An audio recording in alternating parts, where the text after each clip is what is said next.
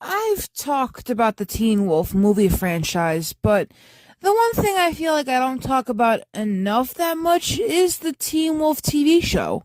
The Teen Wolf show isn't at all like the Teen Wolf movie, but it's about a teenage boy named Thomas Tommy P. Dawkins who was bitten by a werewolf during a camping trip in the woods a week before his senior year of high school. And after the bite transforms him into a werewolf, he fights against vampires, werecats, ghosts, zombies, and other supernatural entities to keep his hometown of Pleasantville safe.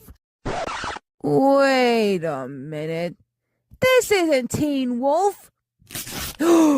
It's Big Wolf on the campus!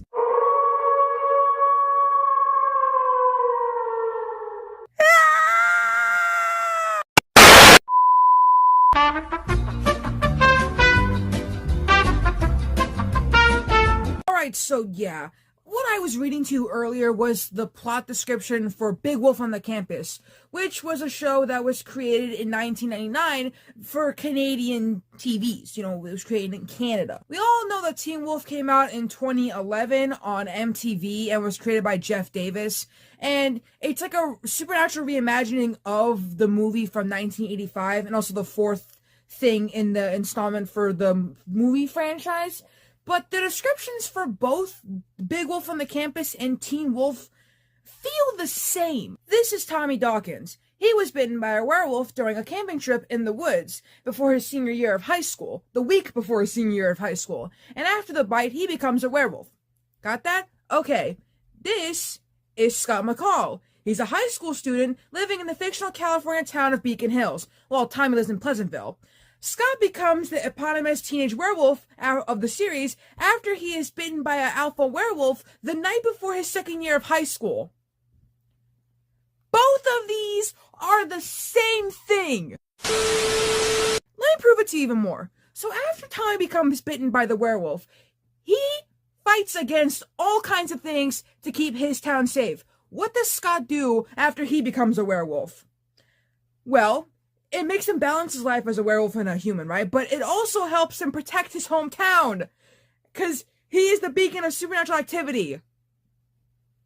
These are almost the same things. Now, I obviously don't think that the Teen Wolf creators intended on sort of copying Big Wolf on Campus, because how would they be able to watch the show if it was for Canada? You know? It's a Canadian TV show. I don't know if they aired this in America at all. I say that knowing my Canadian viewers are going to come after me, and then my American viewers are also going to come after me. They're all going to be like, well, actually, they did air this show in America. I don't know that. Anyways, let's just go over the thing. Today, we're talking about Big Wolf on Campus. I used to own this town.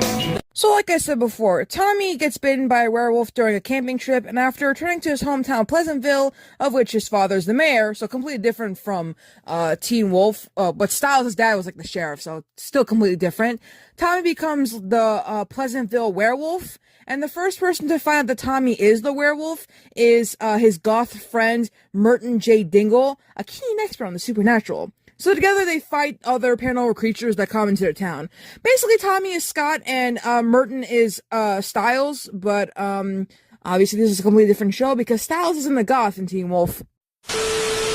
Despite Tommy's best efforts to protect Pleasantville, almost everybody sees him as like a dangerous monster, including twin brothers Tim and Travis Eckert, who are obsessed with hunting the werewolf down.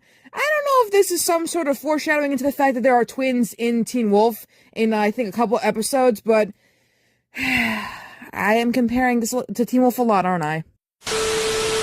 Now, of course, what kind of show would this be if there weren't love interests? In the first season, Tommy's first love interest is Stacey Hansen, and most of the other characters are completely unaware of his secret. They did at some points, but due to Tommy's vigilante lifestyle as a lycanthrope, his transformations interfere with their relationship, and at the end of the first season, she leaves for college after graduation. Some of the antagonists in the series take a toll on Tommy, such as the werewolf who bit him, and Tommy also stands against a werewolf syndicate who intends using Tommy to create other werewolves, as they are unable to since they're not alphas like Tommy. So again, just like Teen Wolf, because Scott was an alpha! The second love interest that Tommy gets after Stacy is Lori Baxter, a former Catholic schoolgirl who was expelled for vandalism.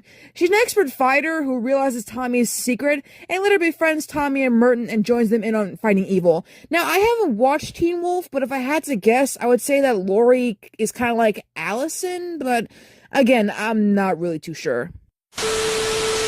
Along with Tommy's relationships, some of the drama they struggle with is Merton being temporarily cursed by Medusa, which might be reference to Styles always getting tortured somehow, but they also deal with frequent encounters with the Syndicate. At some point, Merton and Lori on 2 occasions are turned into werewolves themselves. Merton is accidentally bitten during dental work, like while doing dental work on Tommy, and becomes excited because, I don't know, it seems cool to become a werewolf. And then Lori's bitten by Tommy when he's brainwashed during an encounter with the Syndicate, which results in a takeover. The weird thing is that they both got cured before becoming permanent werewolves, but Tommy can't get cured. It's unsuccessful for him to find a cure because he's a full werewolf. Despite this, though, he accepts that being a werewolf is his fate, though it's an unwanted fate. Now it's all turned upside down. So originally, Brandon Quinn, who plays Tommy, had more extreme werewolf makeup, but he had an allergic reaction to the glue, and the look had to be altered. So, like, they did put more on him at first to make him look more werewolfy, but since he had an allergic reaction, they couldn't do that.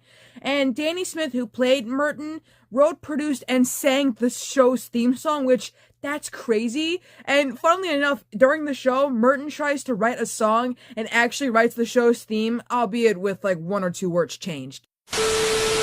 I wish I could figure out. Now, there's something else there is something else to say about the show, like why was it canceled, but we're gonna get into the recurring gags of the show. I'm gonna read, 2 of them, and then I'll make Walter do the rest for me. The first recurring gag is when, Merton is left alone with a bad guy, he often asks the villain what it's like to be what they are. You know, like, so are you a soul-eating agent of the Dark Dominion, and what's it like? Or, so you're a cybernetic creation who turned on his creator, what's that like? And then, usually they will reply with an answer like, it puts food on the table, which, that's pretty funny, actually. Merton will sometimes make a movie reference, but instead of talking about the movie itself, he would talk about either how the film was received or what he felt when he watched it. And Tom usually hits him and says, in the movie, there's an example like, this is like the Purple Rose of Cario, or Woody Allen's Oscar-nominated tale of longing and betrayal. Yeah? What happened? The Academy snubbed him. It's also political. What happened in the movie? This was the most recognizable gag in the whole show, and Merton made a reference to the Terminator, but Tommy and Lori had already seen the Terminator, and even when Tommy was still under a trance, he still hit Merton, and then when they're in a parallel dimension, it is Tommy who makes the movie reference, so that's pretty cool. One of the recurring gags in the show is Tommy's hero worship of John Elway. Having an annual speech on him and also having an autographed rookie card of him.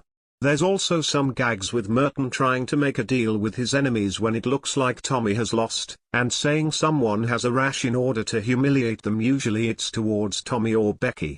Sometimes the villains call Tommy a dog man and then Tommy would always say werewolf.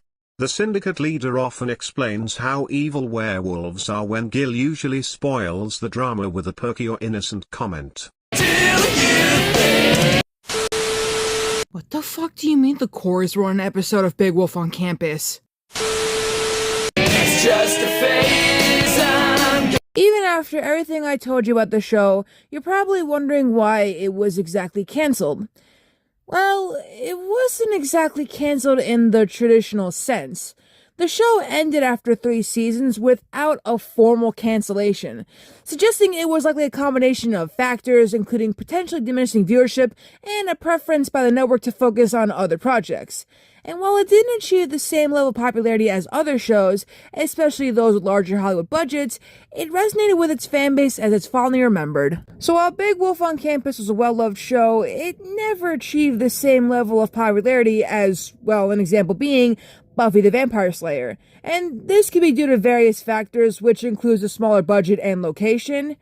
And, well, that's basically about it. I hope you guys enjoyed the video. I really wanted to talk about this for a while, ever since I saw a post about it on Instagram, so I, of course, did it. The next video is freaking wild because we're talking about Speed Racer, but we're talking about the Speed Racer cartoon that I didn't know about until I saw a video about it. It was a series made to partially promote the live action movie that came out that was directed by the Matrix directors, the Wachowskis. Freaking wild, but I'm so excited.